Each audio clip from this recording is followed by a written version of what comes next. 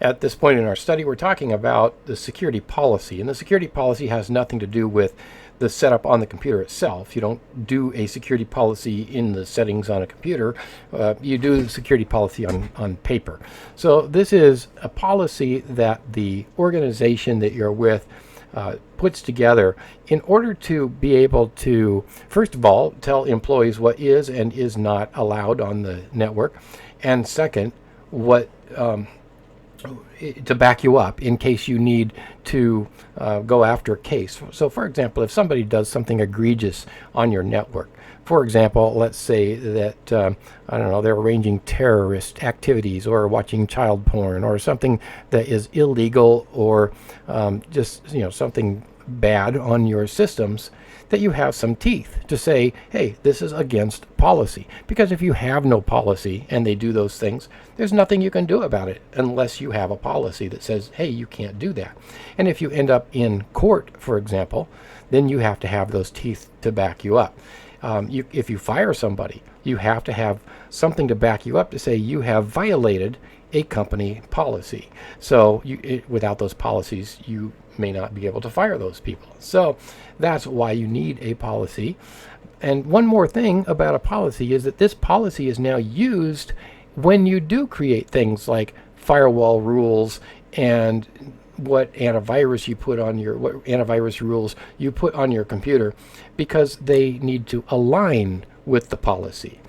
So for example, if I say, well, you can't visit gambling sites in the policy, then I can now use that to lock out gambling sites, say, in my content filter or my firewall, because it's based on the policy. So let's take a look at some of these concepts. A security policy should be easy for ordinary users to understand, enforceable, and clearly state the objective. So why? In other words, why is that policy the policy that it is?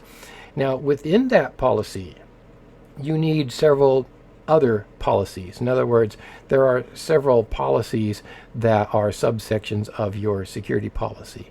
Your privacy policy, acceptable use policy, authentication policy. We're going to talk about authentication a lot more in a little while here.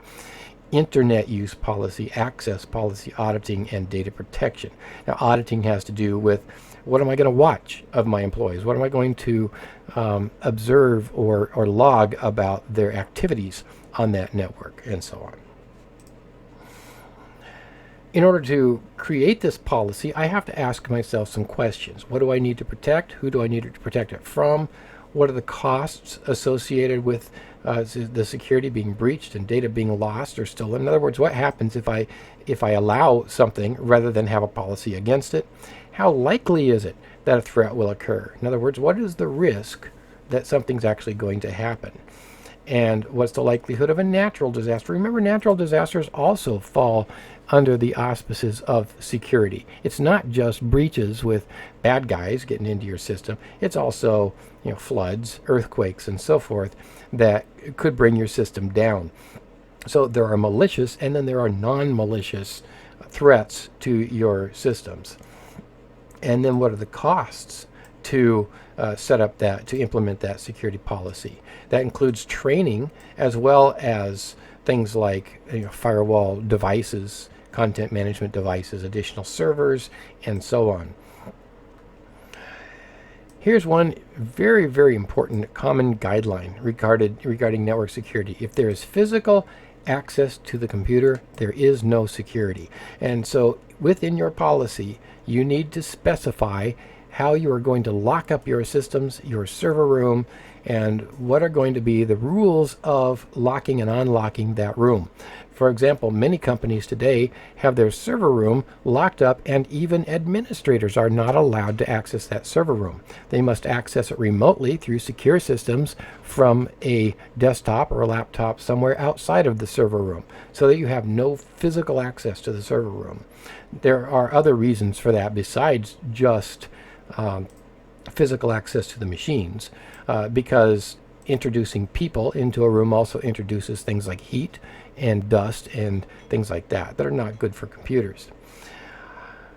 Your policies and practices should include how physical access to the computer is secured. In other words, what are the policies, for example, for locking down laptops?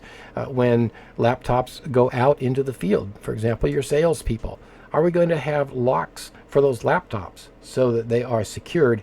If that person steps away or if somebody runs up and grabs a laptop or something, how are we going to secure those things?